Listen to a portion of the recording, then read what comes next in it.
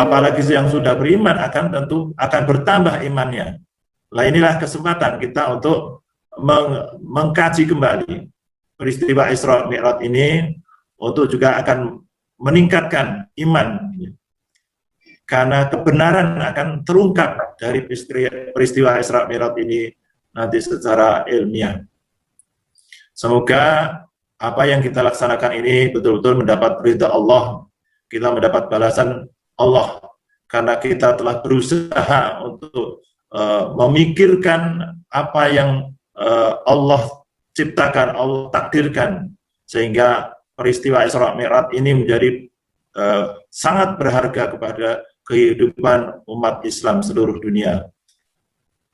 Dan marilah semua saja pada mahasiswa sekalian untuk menyimak sebaik-baiknya, dan mungkin nanti kita bisa berdiskusi terkait dengan kajian Isra Mi'raj ini.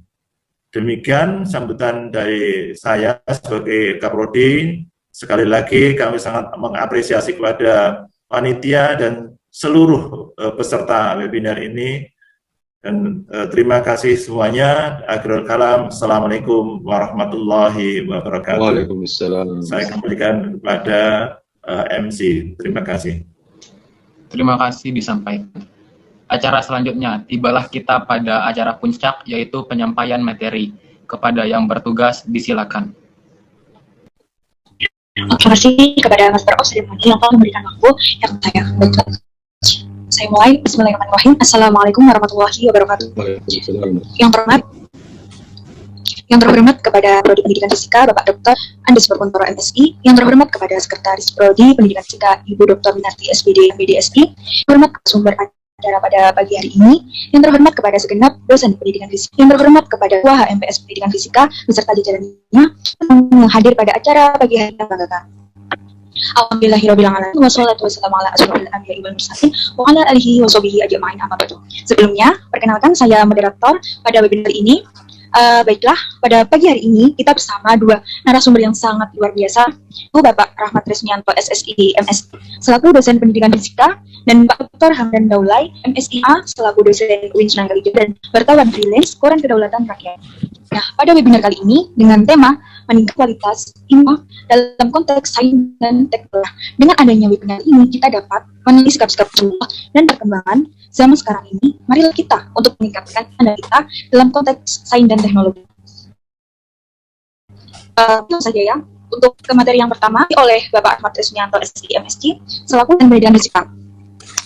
Sebelumnya saya akan membacakan kurikulum vitae beliau. Nama Bapak Resmianto SSI MSc, tempat tanggal lahir Jawa Tengah 22 Maret 1982, jenis kelamin laki-laki, agama Islam, status sudah menikah, sudah istri 1 dan 2 anak, alamat di Tumenggungan, Gemblegan, Kalikote Selatan, kontak telepon bisa dicatat ya teman-teman semua, 081 6423 429. Pendidikan beliau ini 2000 Fisika Universitas Gadjah Mada, 2012 S2 Fisika Universitas Gadjah Mada, dan pengalaman beliau ini menjadi dosen di UIN Sunan Kalijaga sejak tahun 2015 dan di Universitas Ahmad Dahlan tahun 2007 sampai dengan tahun 2014. Nah, karya-karya beliau ini sebenarnya ada 2 buku disipliner Ekonomifisika, buku Fisika SMA Jilid 1 sampai dengan 3 yang direkomendasi ilusi ekonomi modern, produksi media pembelajaran yang menarik dan powerful, media pembelajaran era digital dan masih banyak lagi, dan ada juga publikasi yang sangat luar biasa dan dari beliau yang tidak bisa saya sebutkan satu persatu karena mempersingkat waktu. Mungkin itu saja kurikulum vitae beliau. Kepada Bapak Rahmat Resmianto SSI MSc, waktu dan tempat disilahkan. Assalamualaikum warahmatullahi wabarakatuh. Alhamdulillahirabbil alamin, asyhadu alla ilaha illallah wahdahu la syarikalah wa asyhadu anna Muhammadan abduhu wa rasuluh la nabiyya ba'dah. Allahumma shalli ala sayyidina Muhammad wa ala ali sayyidina Muhammad. Amma ba'du. Salam hormat saya kepada Bapak Dr. Hamdan Daulay dan Bapak Nur Untoro. Kita akan membahas atau mendiskusikan bagaimana Isra Mi'raj ini kalau kita lihat dari pandangan tentang atau pandangan dari sudut ilmu alam gitu ya. Tapi kita tadi tidak akan mendiskusikan dari ilmu alam murni begitu, tetapi kita akan mencoba mengelaborasi dari beberapa aspek atau dari beberapa sisi itu. Nah, Oh, udah setengah 11. Kayaknya saya terlalu banyak ini. Jadi kalau saya simpulkan itu, Isra Mi'raj itu bisa kita jelaskan kalau mau dibawa ke ranah sains bahwa Nabi itu dimensi yang berbeda. Yang akan diisi oleh Bapak Dr. Hamdan Daulay, MSI, MA, selaku dosen UIN Sunagaga dan wartawan freelance Koran Kedaulatan Rakyat. Sebelumnya, saya akan membacakan kurikulum vitae beliau, yaitu nama Dr. Haji Hamdan Daulay, MSI, MA, tempat tanggal lahir, Tapanuli Selatan, Sumatera Utara, 9 Desember 1966, S1 Prodi KPI FDK Winsuka, S2 Ilmu Politik UGM MSI, S2 Kajian Media UGM MA, S3 Ilmu Politik UGM Dr. Pangdika Prodi S1 PI 2001 sampai dengan 2005, Pemret Jurnal Dakwah 2005 sampai dengan 2010, Redaktur Jurnal Penelitian UIN 2010 sampai dengan 2016, Wakil FST UIN Suka 2016 sampai dengan 2020, Ketua Program Magister KPI 2000. Assalamualaikum warahmatullahi wabarakatuh. Alhamdulillah, syukurillah, la haula wala quwata illa billahil aliyil azim. Rabbi shrah li sadri wa yassir li amri wahlul 'uqdatam min lisani yafqahu qawli. Allahumma shalli ala sayidina Muhammad wa ala ali sayyidina.